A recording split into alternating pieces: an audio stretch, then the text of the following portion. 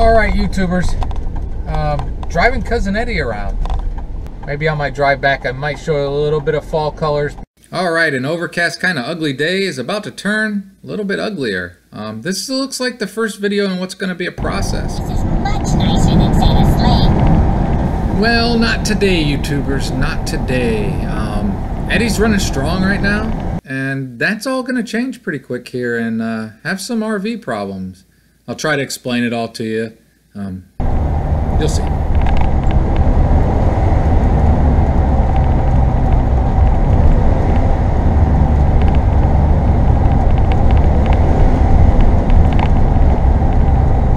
What you're hearing there is the transmission kind of stopped pulling.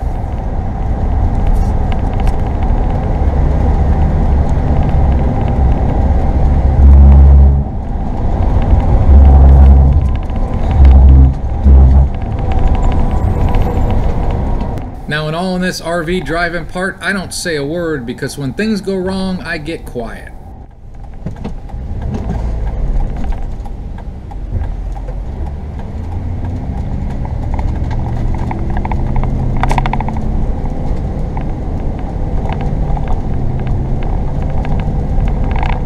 Transmission started pulling again, but it won't shift to the next gear.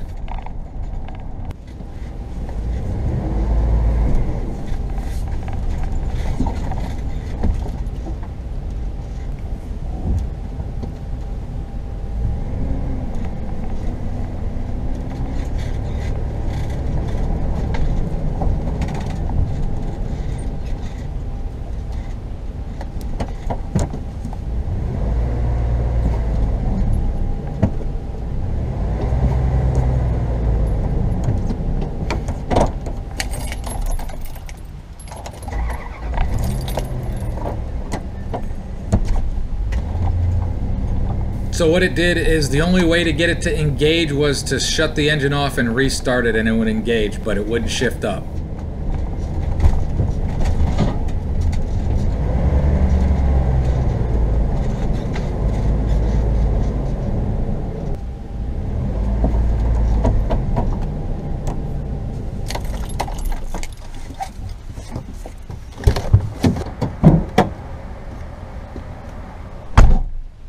So this is the get out, look underneath, see what's going on part. Nothing looked terrible underneath, but I'm not a transmission expert, so I didn't know what I was looking at. And it was time to pop the hood, check the transmission fluid, and it was fine, nothing was leaking.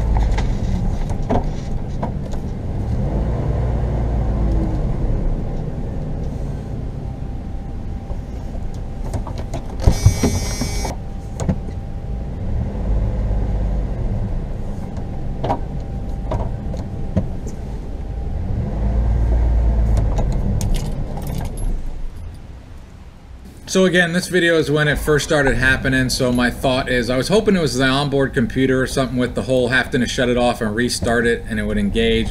I don't think that's what it is.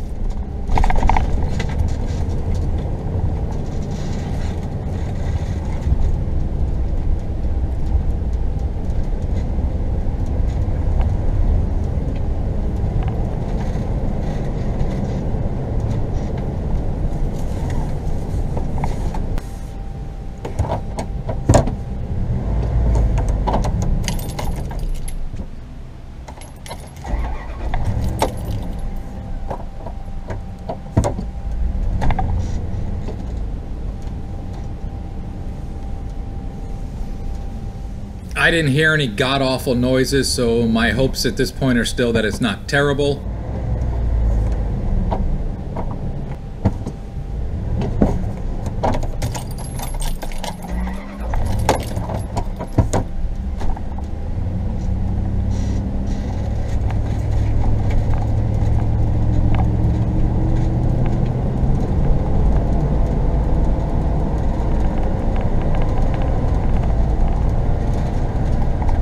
I started thinking it might be the transmission solenoid, but my mechanic and another transmission guy said it's probably not that I was wishful thinking.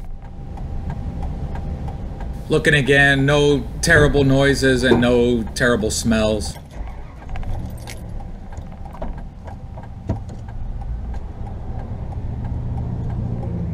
Realizing the hopes of limping it to the mechanic is just not going to happen either.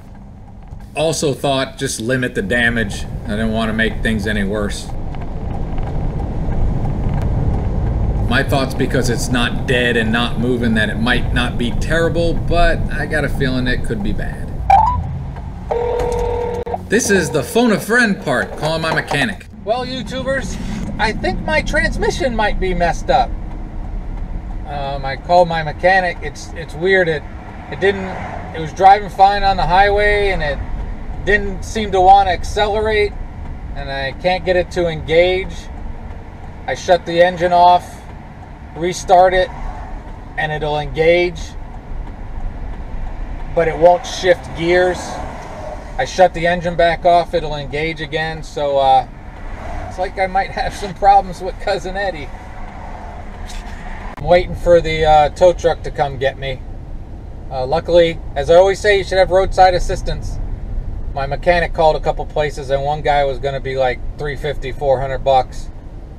I called Progressive, who my insurance is through, and because I'm going a little further than they allot, it's costing me like $28. But it's really weird. Sometimes it'll engage, but it won't seem to shift gears. I've tried a bunch of stuff that I know, which isn't a lot, so we'll see. Hopefully it's not a full rebuild of the transmission, but it is what it is, and that's life. You try to take a deep breath and not get too upset.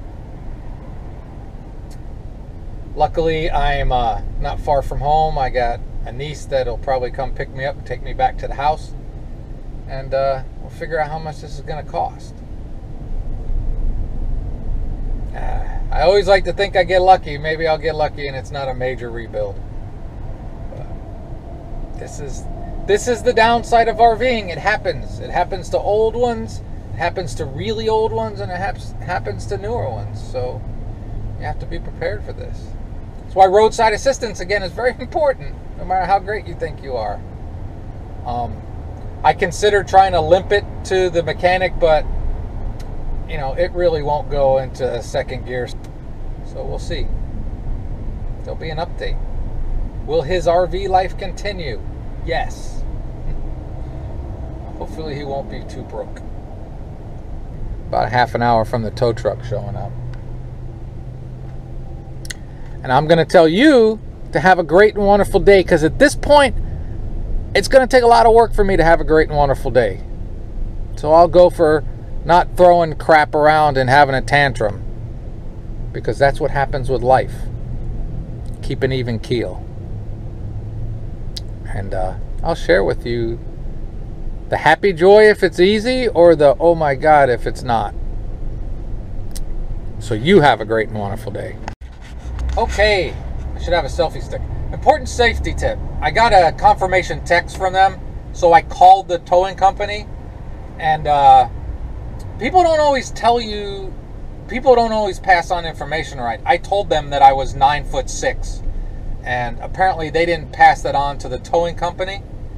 So they're putting him on a flatbed, and they're pretty sure there shouldn't be any bridges in the way. But if something like this happens to you, call a towing company and verify the information. So yeah. All right. Still with that great and wonderful day thing. Some other things have been going on, so it might be a few days before another update. Here's Cousin Eddie on the back of the flatbed. When we got it off of the flatbed at the garage, my mechanic drove it around. He came back and said, well, that's weird. And I was actually able to laugh. And I even said, uh-oh, weird's rarely cheap.